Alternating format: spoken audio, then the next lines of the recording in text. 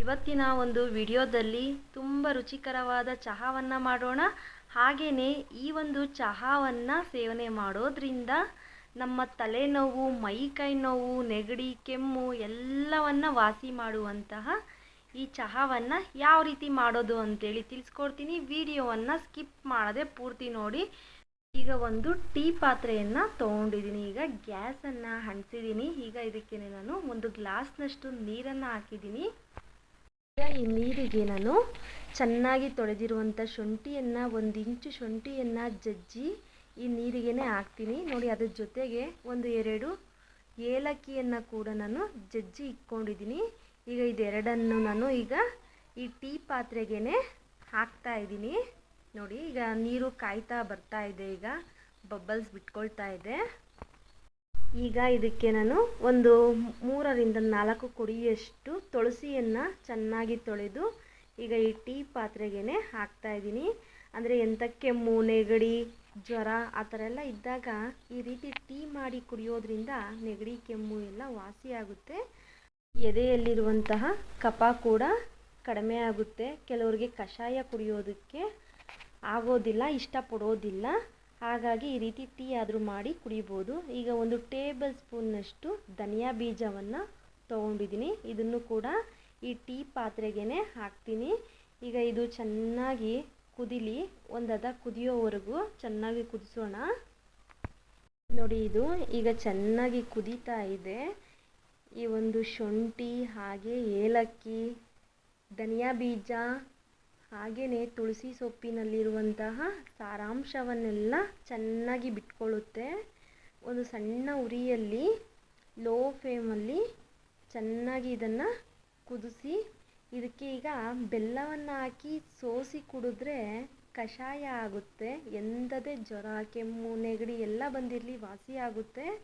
ಹಾಗೆಯೇ ಇದಕ್ಕೆ ಕಷಾಯ ಕುಡಿಯೋಕ್ಕಾಗೋದಿಲ್ಲ ಅನ್ನುವಂಥವ್ರು ಟೀ ಪುಡಿಯನ್ನು ಹಾಗೆ ಬೆಲ್ಲ, ಹಾಲನ್ನು ಸೇರಿಸಿದ್ರೆ ಒಂದೊಳ್ಳೆ ಟೀ ಆಗುತ್ತೆ.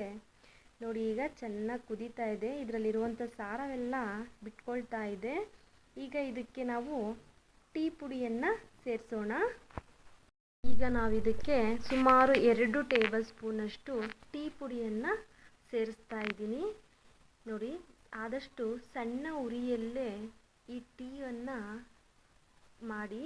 ಯಾಕೆಂದರೆ ಈ ಒಂದು ಶುಂಠಿ, ತುಳಸಿಯಲ್ಲಿ, ಹಾಗೆ ಏಲಕ್ಕಿ, ಧನಿಯಾ ಬೀಜದಲ್ಲಿರುವಂತಹ ಸಾರಾಂಶವೆಲ್ಲ ಚೆನ್ನಾಗಿ ಈ ಒಂದು ಟೀಯಲ್ಲಿ ಮಿಶ್ರಣ ಆಗಿ, ಅಂದರೆ ಅದರ ಒಂದು ಸಾರವನ್ನು ಬಿಟ್ಕೊಳ್ಳುತ್ತೆ.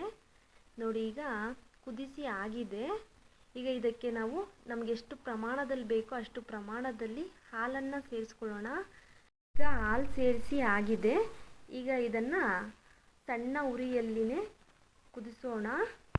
ಈಗ ನೋಡಿ, ಈಗ ಕುದಿಯೋದಕ್ಕೆ ಸ್ಟಾರ್ಟ್ ಆಗಿದೆ. ಆದಷ್ಟು ಸಣ್ಣ ಉರಿಯಲ್ಲಿಯೇ ಕುದಿಸಿ. ಈಗ ಇದಕ್ಕೆ ನಾವು ನಮಗೆ ರುಚಿಗೆ ತಕ್ಕಷ್ಟು ಬೆಲ್ಲವನ್ನು ಸೇರಿಸ್ಕೊಳ್ಳೋಣ. ನೋಡಿ, ಸಕ್ಕರೆಗಿಂತ ಬೆಲ್ಲವನ್ನು ಸೇರಿಸೋದು ತುಂಬ ಆರೋಗ್ಯಕ್ಕೆ ಒಳ್ಳೆಯದು. ಇದನ್ನು ಶುಗರ್ ಇರುವಂಥವರು ಕೂಡ ಈ ಒಂದು ಟೀಯನ್ನು ಸೇವನೆ ಮಾಡ್ಬೋದು. ಸಕ್ಕರೆಗಿಂತ ನಮಗೆ ಬೆಲ್ಲನೇ ಬೆಟರು. ಈಗ ಇದನ್ನು ಕುದಿಸೋಣ. ಈ ಒಂದು ಬೆಲ್ಲ ಕರಗೋವರೆಗೆ ಸುಮ್ಮನೆ ಹಂಗೆ ಕುದಿಸೋಣ.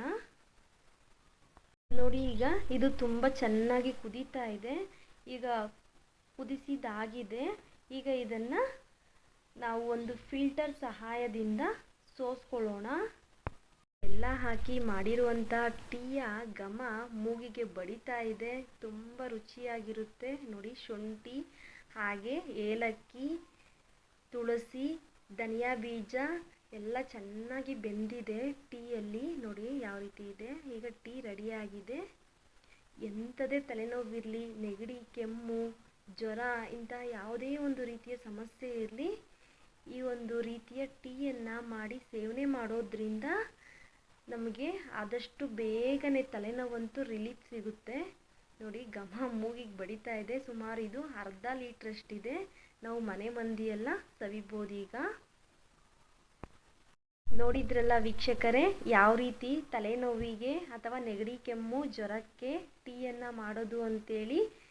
ಇನ್ನಷ್ಟು ಅಪ್ಡೇಟ್ಗಾಗಿ ಹಳ್ಳಿ ಮನೆ ಔಷಧಿ ಫೇಸ್ಬುಕ್ ಪೇಜನ್ನು ಫಾಲೋ ಮಾಡಿ, ಹಾಗೆ ಹಳ್ಳಿ ಮನೆ ಔಷಧಿ ಯೂಟ್ಯೂಬ್ ಚಾನಲನ್ನು ಕೂಡ ಸಬ್ಸ್ಕ್ರೈಬ್ ಮಾಡಿ. ಈ ಚಿಕ್ಕ ಮಾಹಿತಿಯನ್ನು ನಿಮ್ಮ ಫ್ರೆಂಡ್ಸ್ಗೂ ಶೇರ್ ಮಾಡಿ, ಹಾಗೆ ವಿಡಿಯೋಗೊಂದು ಲೈಕ್ ಮಾಡಿ. ನಿಮ್ಮ ಅಭಿಪ್ರಾಯಗಳನ್ನು ಕಮೆಂಟಲ್ಲಿ ತಪ್ಪದೇ ತಿಳಿಸಿ. ನಿಮ್ಮ ಆರೋಗ್ಯದ ಕಡೆ ಗಮನ ಹರಿಸಿ. ಪ್ರತಿಯೊಬ್ಬರಿಗೂ ತುಂಬು ಹೃದಯದ ಧನ್ಯವಾದಗಳು.